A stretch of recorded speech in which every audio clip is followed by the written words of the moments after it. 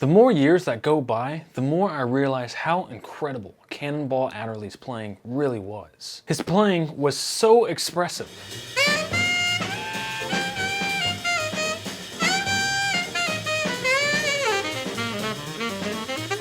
So virtuosic.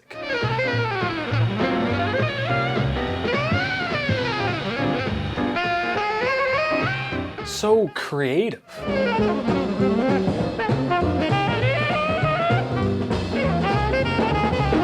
And full of the blues.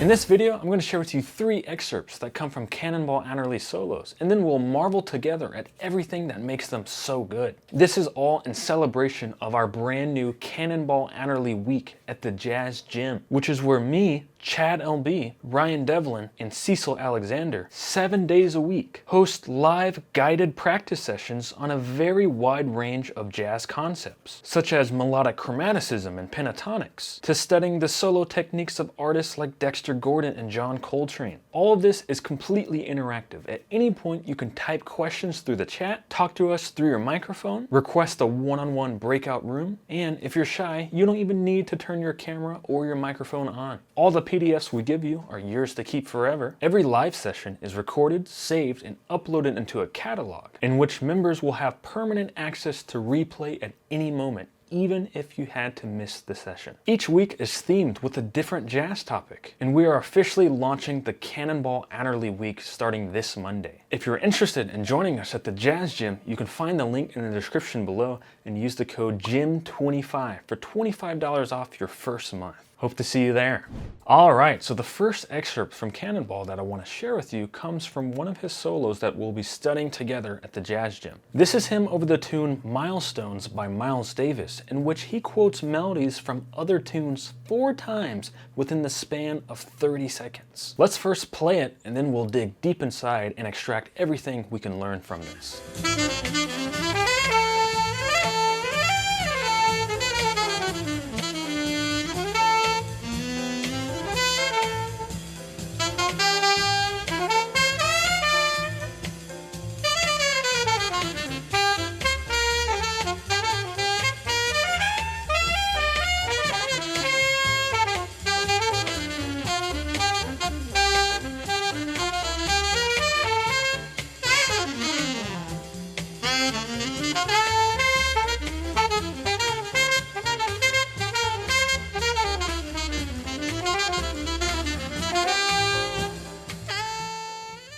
Man, all right, that's one of my favorite modal solos of all time. Let's go through it measure by measure and break it down. All right, so on the first chord, we've got an F sharp minor 7. And again, this full transcription will be transposed for all instrument types in the Jazz Gym when we study it together. Anyway, we're on an F sharp minor 7 for alto saxophone. And we've got this beautiful figure.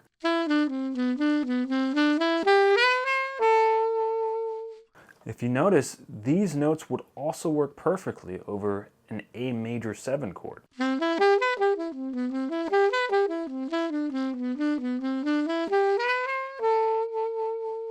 And what's cool is that those last few notes there sneak peeks a later quote that's coming up. We'll talk about that when we arrive. But anyway, this A major 7 figure totally works on the minor 3rd of our F sharp minor 7 chord, which means over any minor 7 chord, we can go to the minor 3rd and play this figure. So if that was F sharp minor 7, say we had a G minor 7. We could go to the minor 3rd of that chord, which is B flat, and play that figure in B flat.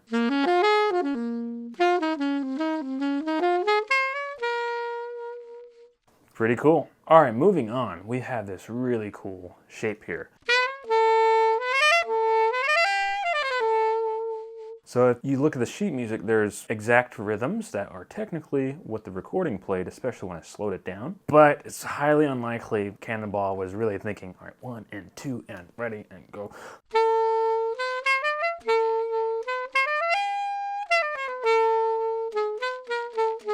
Right? Really, it's an effect. You get this nice sweeping note, sort of like a paintbrush stroke. So maybe it'd be good to practice the exact rhythm at first, but ultimately, you really want to see this as an effect. Right? Nice paintbrush strokes. All right, now this next phrase gets pretty interesting. Check it out.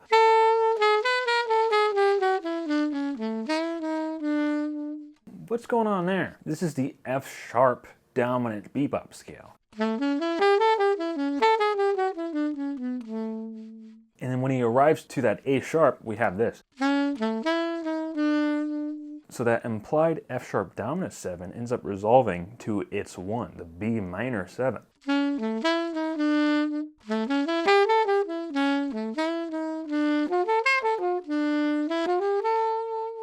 It's pretty interesting, totally breaking the rules here, but it still sounds so good. So what can we learn from this? I guess when you have a minor 7 vamp, you could for a moment turn it into a dominant 7 and resolve it to that dominant 7's 1. Anyway, going on. Now check this out. Here's the first official quote of this excerpt.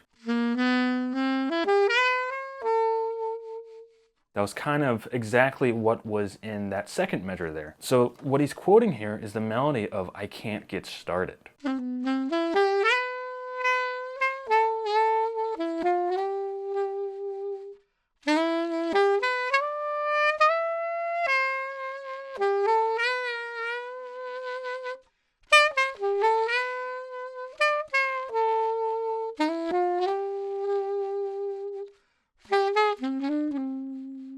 Right? So over here, he's like.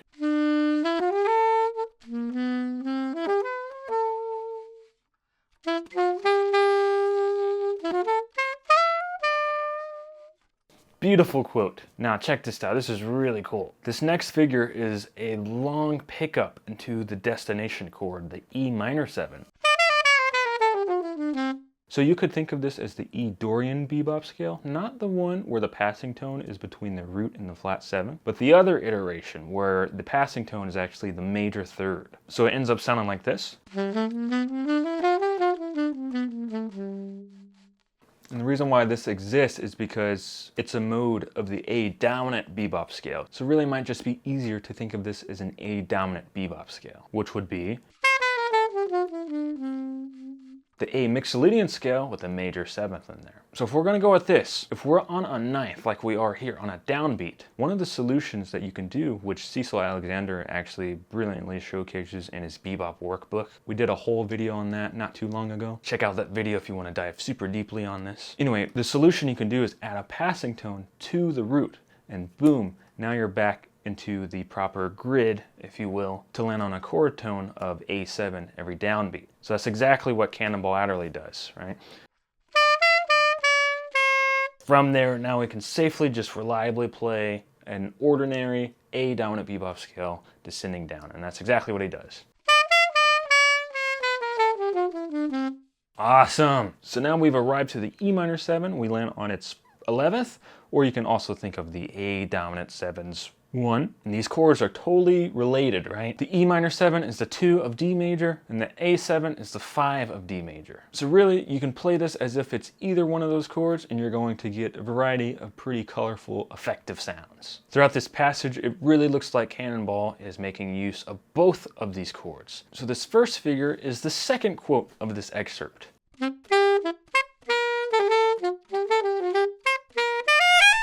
So this is a quote on Back to the Future. And this is remarkable because Back to the Future was actually made about 30 years after this recording was made. So it really confirms that the cast of Back to the Future traveled time to Cannonball Adderley's ears and influenced this passage to him. I'm totally joking, but it really does sound alike. Where this may have really come from is the Rite of Spring, the passage of the Dance of the Young Girls.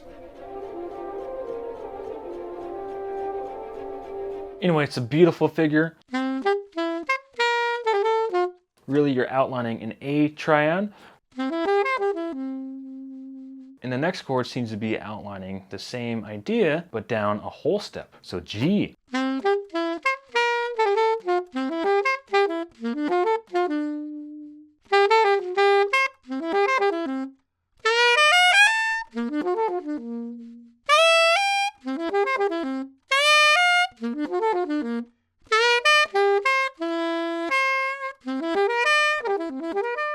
A dominant 7 there on that entire measure. And then we're finally going to resolve to its 1, that D major 7.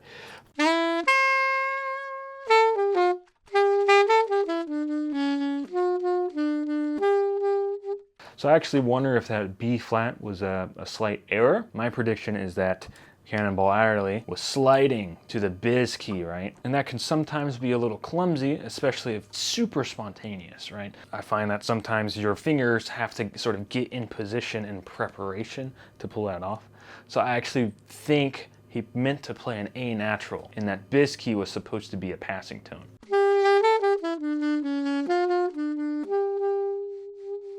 But no matter, still sounds awesome. And this marks the 3rd quote within this excerpt already. This is fascinating rhythm. And he plays it just like this.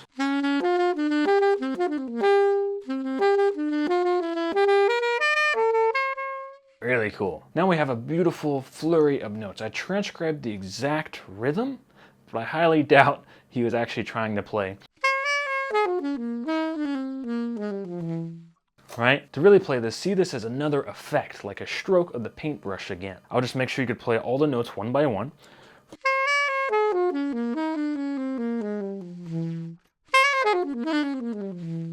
And then really try to copy him. The top part seems to be a bit more exaggerated and it's dynamic. Then when he ascends to that C natural there, it's held out just a little longer and we just fall down like a waterfall. Something much more like that. So why did he play that? Well, if the parent scale is D major, right? E minor 7, E Dorian is the 2 of D major. This colorful flurry here highlights the sound of G minor, which is the 4 minor sound, which always leads back to 1 really nice, right?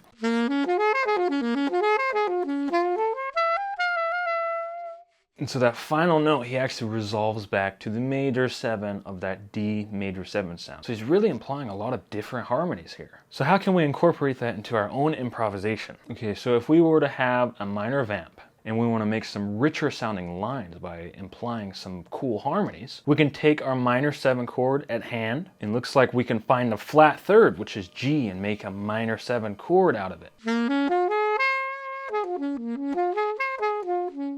And then just resolve back into the original tonality because it's still related to the 1 major 7. So how about we try that? I'm just going to play some E minor stuff and then modulate to G minor and return to E minor. How does that sound? Let's try it for ourselves. 1, 2, 1, 2, right in.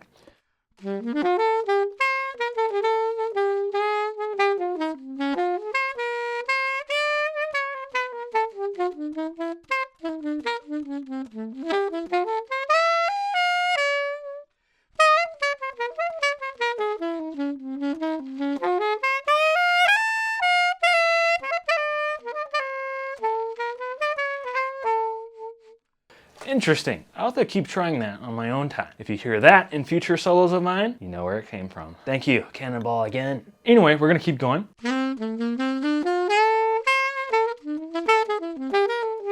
Ooh, that line right here is actually one of the concepts that I included in my new Essential Jazz Vocabulary workbook. This is very well-established jazz vocabulary, and essentially what you're doing is you're going from the 6 of an A7, and then you're going to voice lead down to the flat 6 or the flat 13. And then ultimately your destination is the 9th of your 1 major 7 chord. So trying to make that sound, but in between, right after that flat 13, you're going to descend the augmented triad.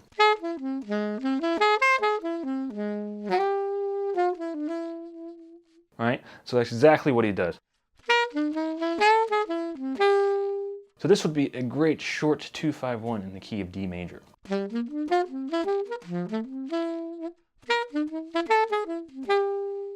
Anyway, as he keeps this line going, guess what?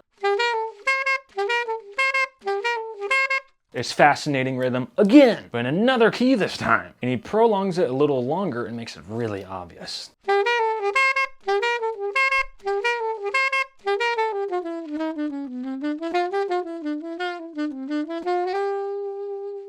And just an absolutely beautiful way to get out of that quote and keep the solo going. That final line there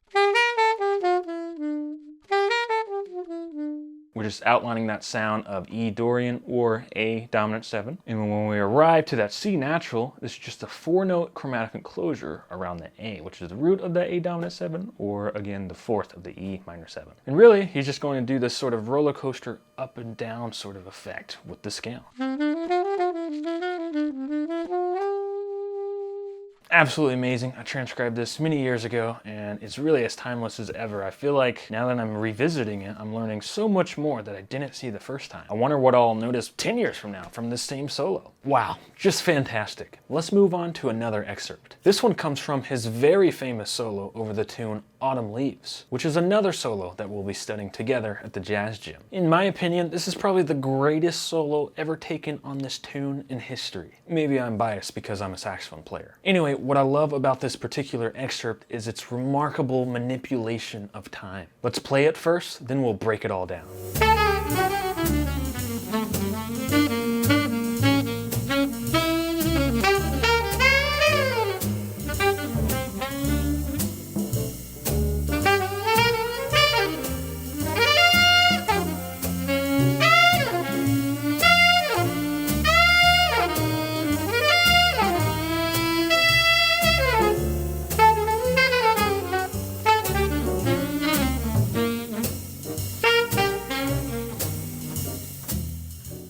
Alright, let's see what's going on here. So on the first measure, there's this beautiful melodic minor passage. This E minor 6, by the way, I'm speaking in the key of alto saxophone. When we go over this in the Jazz Gym, like everything else, there will be transposed PDFs of the entire solo for all instrument types. Anyway, on this measure, this E minor 6 is acting as the 1 minor chord. And when you have a 1 minor chord,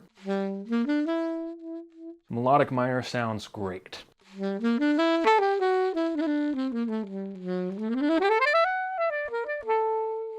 So here's this beautiful bebop line that Cannonball seems to be doing here.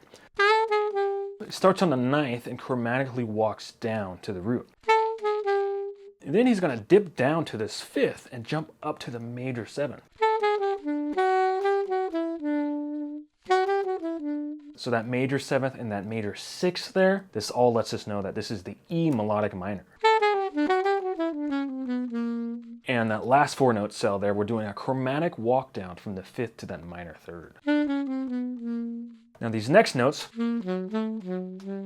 is a beautiful way to encircle the root, right? Now we're going to walk back up the E melodic minor scale. So there's a cool little rhythm there of the 5 to the minor 3rd. Now this is where it gets even more interesting. We're entering the 2 minor 7, so we're about to play a 2-5-1 in a minor key. But check out this note choice here. Over this chord, the F sharp half diminished 7, he does this. What's going on there? Essentially, on both of those chords, he's totally ignoring the concept of the chord scale relationship with these particular chords, and he's just switching to the sound of 1 fully diminished.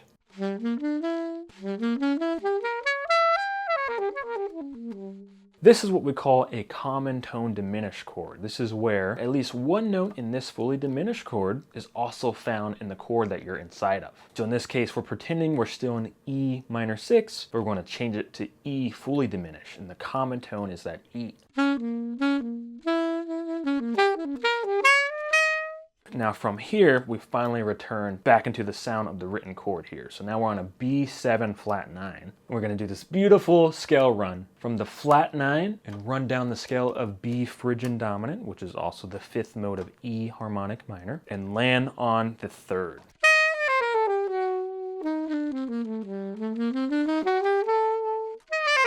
And now just check out this beautiful way to resolve the phrase. Ooh. Really, with just the 5th, he does a pickup and approaches the E minor triad. And he's going to go to the 4th, return to the root, return to the 4th, but now it's voice leading up a chromatic tone, and it wants to go up to the 5th, and it does.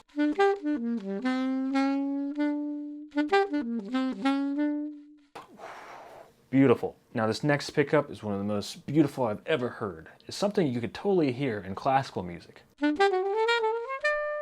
There's a few ways you could see this. One, we're totally retaining the sound of E melodic minor. Every note of this passage is completely diatonic to E melodic minor. Or you can just think of this as a pretty nice decoration over the E minor triad. In this case, it's the exact same thing. But all of this, that top note, that fifth of this E minor triad, is actually the ninth of this chord. And in this figure, we're going to go from this ninth and rapidly descend the A minor 9 sound.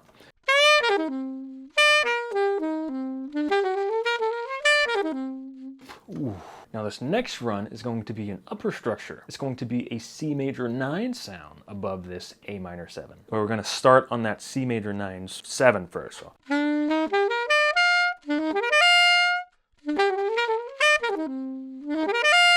Now right on the downbeat of this D7, we're going to start in a third and just do this flurry down till we get to the flat 7th, and we're going to dip down to the 5th.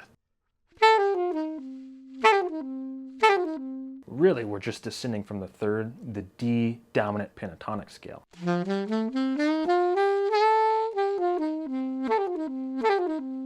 Now this voice here, that note is going to gradually, slowly walk its way up through the rest of this phrase. You're really going to hear this.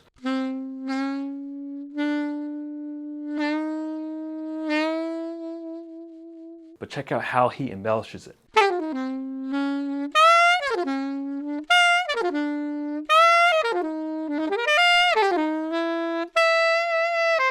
So cool. The time is really tricky here. You can see all of the syncopations going on. In my opinion, of the entire solo, this is the hardest part, simply because of how tricky that time is. It really goes to show how Cannonball can just take risk and come back safely. Another notable thing is over that C major 7, check out what he's playing.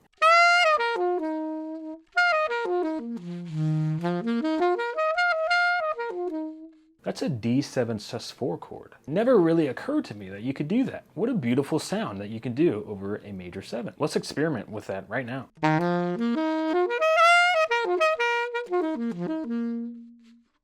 Cool. If you hear that in my future solos, now you know where it came from. Now over this F sharp half diminished, he's just completely abandoning the rules right now. This whole line,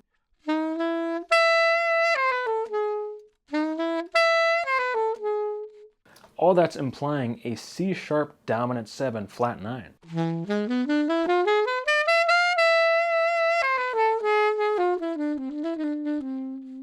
And that next chord on that B7, we resolve it to the F sharp minor sound. So he's playing F sharp melodic minor. And right there, those last 3 notes is an enclosure around the third. So we finally arrive back into the harmony here. And from here, a beautiful minor figure to give us a strong resolution. Ooh. To me, in my opinion, all this is just absolute poetry. Incredible. I transcribed that 6 years ago, and it's just as timeless as ever. Let's move on to the final excerpt of today's video. This one comes from another one of his solos that we'll be studying together at the Jazz Gym over the tune Minority by G.G. Grice. This really shows the sheer virtuosic brilliance of Cannonball Adderley. With the stream of very fast eighth notes, he's able to create so much adventure with beautiful contrast of highs and lows. Let's hear it first, and then we'll break it down.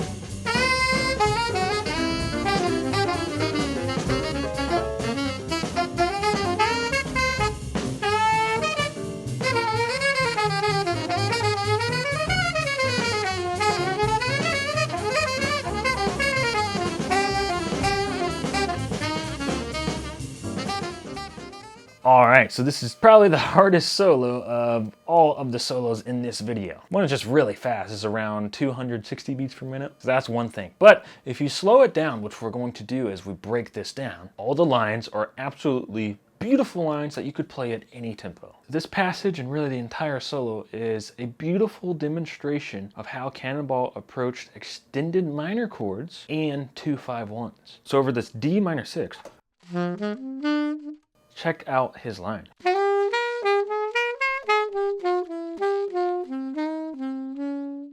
Amazing. Those first 4 notes is a diatonic enclosure around the F. Then he's going to play a 1, 2, 3, 1 in F, which is on the flat third of this chord. So it ends up giving you the flat 3, the 4, and the 5. Now the next cell is a 4-note decoration around D, the root. Now the next 3 notes is a 3-note diatonic enclosure around the flat 5th of the next chord. Now from here, we're going to build off of diatonic thirds, giving us a beautiful 9th chord. Check it out. This ends up being a B flat major 9. If we were to think of E. Lokrien's diatonic 9th chords, this would be the 5th one.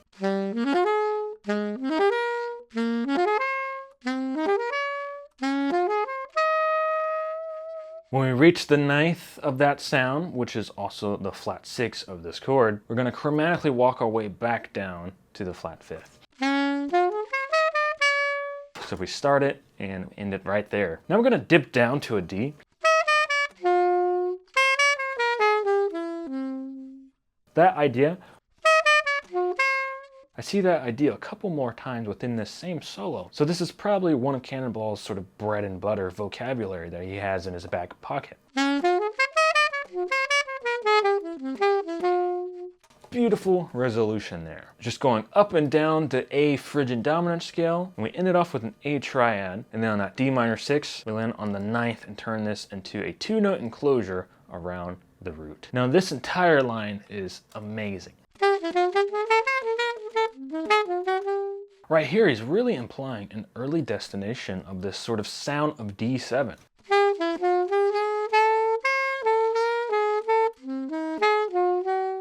Now we just arrived to the A minor 7 chord. Cannonball arrived even sooner. He absolutely did this on purpose. He did this sort of thing all the time. This sort of sound is a voice leading concept when you start on the root of an A minor 7 chord and you chromatically walk it down till you arrive to the 3rd of the 5 chord, that D7, the F sharp. So this sort of sound lives on inside this line.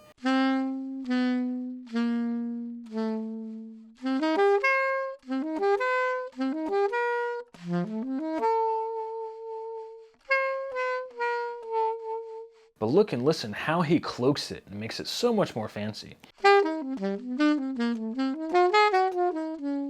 Just a beautiful line. It's absolutely one of those lines that all of us could benefit of shedding in 12 keys. Moving on, we get to the G minor 7, and we're going to play the upper structure from the flat 3rd, the B flat major 9 sound again. It also works over this chord. This time, instead of chromatically walking our way back down to the B flat, he's going to chromatically walk his way up to the 5th. And then he plays this beautiful figure featuring the C dominant bebop scale. Now these next phrases is beautiful voice leading, all while retaining the same shape, so he's really building upon a motif.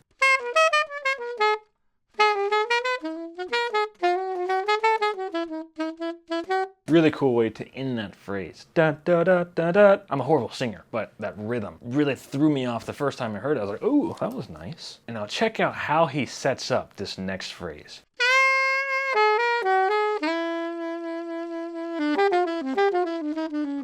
Ooh, that sounds scary. What was he doing in those triplet quarter notes?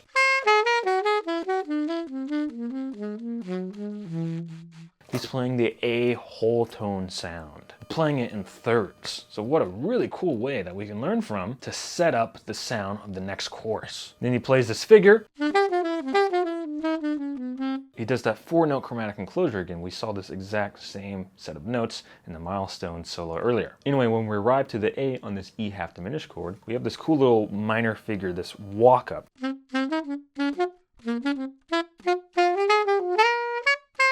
I feel like that's a quote. This sounds so familiar, but I don't know what it is. If this is a quote and you know what it is, please leave it in the comments below. Anyway, up until this point, this solo is full of blistering eighth notes. It's full of adventure and contrast, taking you in so many ups and downs, that it makes this moment, that extended note and then those rests in between it, that space, really makes for some powerful contrast. And then after it, we have this beautiful voice leading figure. It sounds like Bach could have made this next part.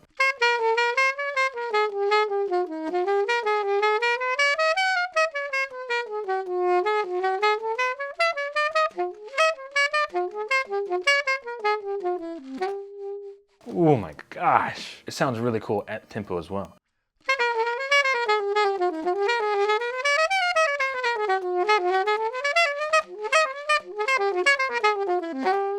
Another interesting thing that's going on here is in that A flat 7 chord, when we get here,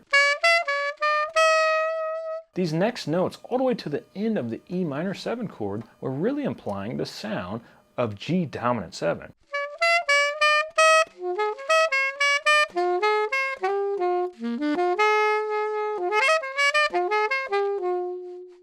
And check it out. The G dominant 7 is a backdoor dominant, the flat 7 dominant 7 to A7 alt. If you want to go super deep on substitutions like the backdoor dominant 7 and more, we did make a whole video on that recently as well that you can find in our Jazz Lesson Videos channel. But essentially, it's this root movement of a dominant chord traveling to a chord a whole step above it. So in this case, A7 alt is the destination. It's a whole step above that G7. And that's probably why this sounds so good.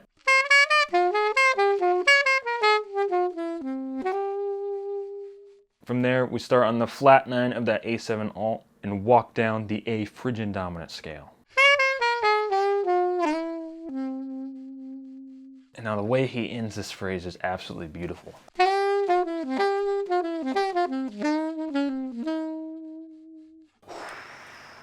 He took a motif and played it over and over. You know what they say, repetition legitimizes. Absolutely amazing solo. I really recommend listening to the whole thing. And like the other two solos, this solo will also be studying in the Jazz Gym this coming week. All right, everybody. I hope you had as much fun as I did marveling at the genius of Cannonball Adderley. Again, we'll be studying all these solos and much more at the live group practicing sessions at the Jazz Gym. If you'd like to join us, don't forget you can find the link in the description below and use code GYM25 for $25 off your first month. Thank you so much for watching. As always, please consider leaving a like and subscribe below as it really helps this channel grow. All right, everyone, till next time.